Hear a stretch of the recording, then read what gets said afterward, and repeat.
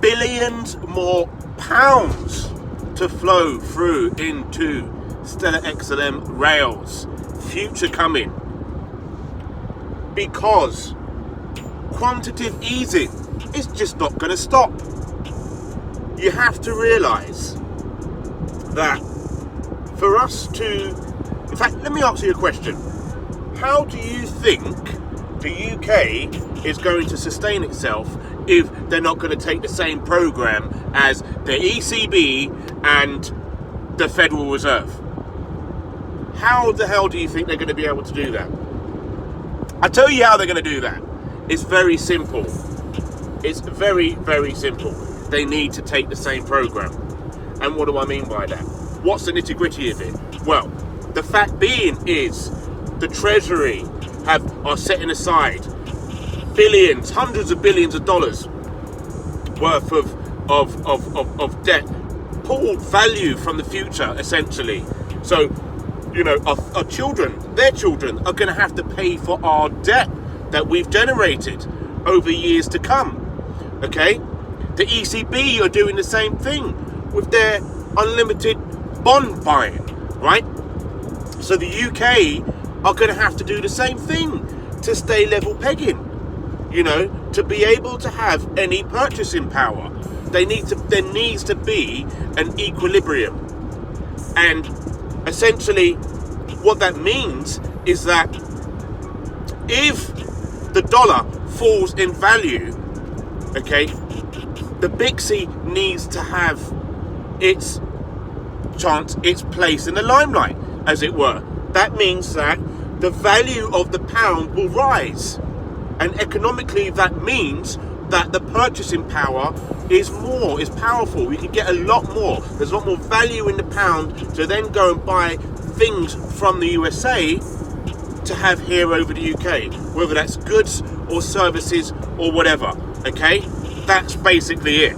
All right, and for us to be able to do that, there needs to be that equilibrium. And if we don't take that chance, if we don't move forward and increase the quantitative easing, so the printing of money, okay, the issuing of debt to the central banks, the Bank of England, if we don't do that, then we lose a footing. Okay, so it's great to say, oh yeah, well, you know, we'll just raise taxes and, you know, pay off the debt by the people, but you can only tax the people so much.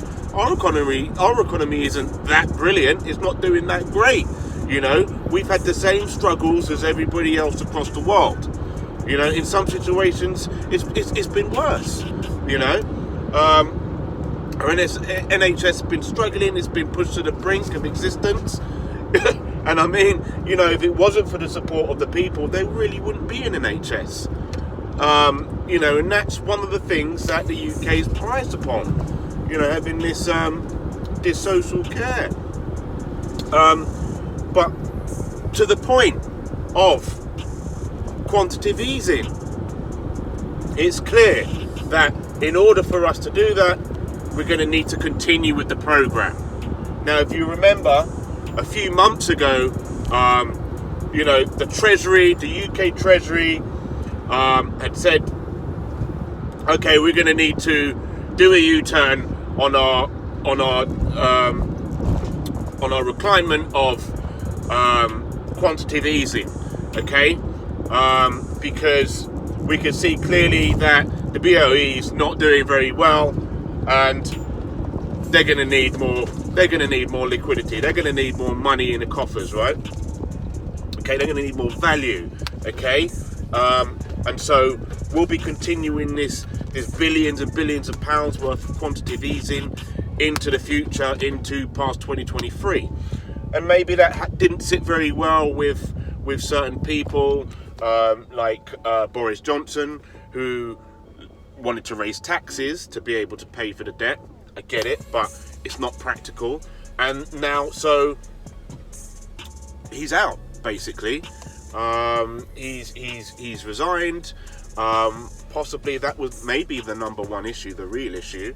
And it's likely that either Liz Truss or Rishi Sunak is going to be the next PM. And it's always been the Chancellor of the Exchequer that takes the PM's job. That's always been the case. And it's likely because it's the financial forecasting and the planning for the future of the UK, the future strength, the future of the UK's footing on the international level. That would be why the votes would more than likely go to the Chancellor of the Exchequer, Richie Sunak. So, I mean, I can't say for certain. Nobody can predict the future. In some cases you can, but this one may be a little bit obvious. However, this is why billions and billions of pounds are going to be flowing into the new rails, and we're talking about real-time gross settlement, okay? And, you know, these rails will be using blockchains like Stellar, like XLM, like XRP, you know, distributed ledger technologies, quant, you know, all these ISO 200 and 2022, if you'd like to call it that, compliant blockchains, you know, they're going to be favoured because of their, you know, their low emissions. So I say low emissions, I mean they got a green stance. They don't burn up as much energy as your traditional blockchain. And I say traditional blockchain, proof of work, proof of stake. You know, they have a hybrid consensus mechanism. Okay, so these blockchains are going to be more favoured in that sense. However, for me, the Bank of England is going to be issuing more quantitative easing. I would say way into 2024, easily, way into 2024, especially under Rishi Sunak. He may decide to U-turn at some point. I'm going to bring you more news on the events that are unfolding in the UK PM job. Who's next? Is it Liz Truss or Rishi Sunak? These are the two favourites, and that's going to determine, you know, to be honest, I think either one of them, realistically, we're still going to be heading in the same direction. The Treasury will have the final say because the plan's been from way back then, okay? And so, in that case, I absolutely think we will be getting more quantitative easing still. Let me know what you think. Hit me up in the comments down below. I'm Nathan, aka Nathan of Zion.